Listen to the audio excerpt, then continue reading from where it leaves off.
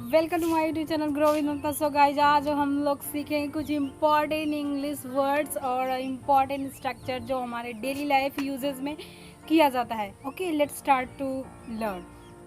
First word is to I would like to. This mean is for example I want to say मैं ये काम करना चाहूँगा या फिर मैं वहाँ जाना चाहूँगा या ये वो चाहूँगा। जहाँ भी आपको बोलना है चाहूँगा, where we just need to use I would like to. I would like to के बाद हमको वर्ड का वर्ब का यूज़ करना है। वर्ब मीन्स एक्शन जो होता है, जैसे कि मैं वहाँ जाना चाहूँगा, दैट मीन्स जाने की इंग्लिश हमको यहाँ लगानी है आई वुड लाइक टू। इसके बाद हमको लिखना है go. I would like to go, that means मैं वहाँ जाना चाहूँगा, I would like to go there. मैं खाना चाहूँगा, I would like to eat.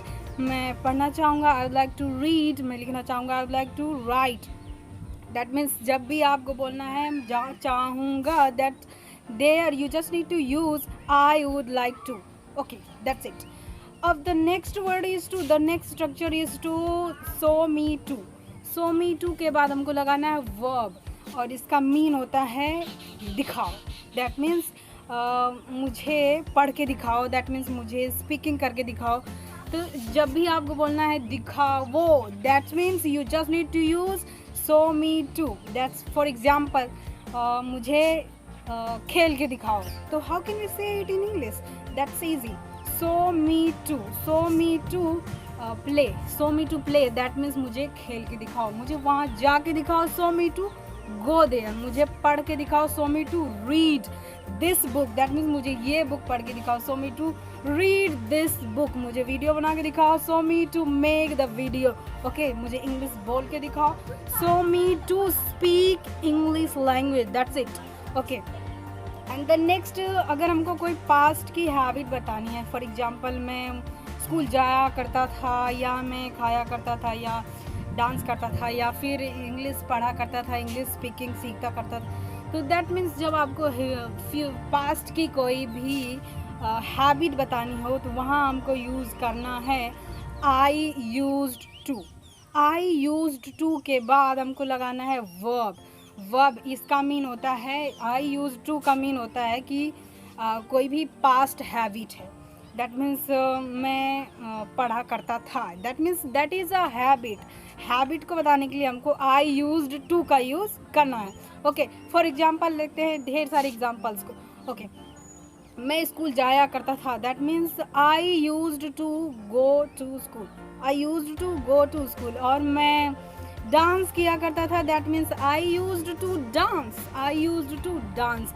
Okay, मैं चाय पिया करता था, that means I used to have tea. Have का मीन यहाँ पर होता है पीना। ओके, हैव का मीन कई सारे मीन्स होते हैं, हैव का यूज़ बहुत सारा होता है, और नेक्स्ट कई सारे वीडियोस में मैं एक्सप्लेन करूँगी about that.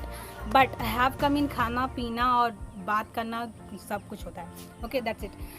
I used to have tea, या बोल सकते हैं I used to take tea, या I used to drink tea, that's it.